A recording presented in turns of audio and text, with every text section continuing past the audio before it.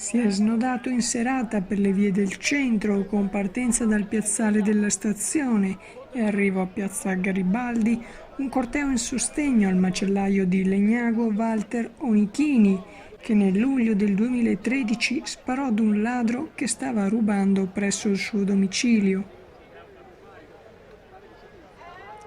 Dopo la condanna per tentato omicidio in secondo grado a 4 anni e 11 mesi e la richiesta di risarcimento presentata dai legali del ladro, nel frattempo anch'egli condannato ma tuttora latitante, cittadini ed esponenti della Lega e Indipendenza Veneta hanno scelto di manifestare nuovamente il loro supporto e hanno cominciato una raccolta fondi.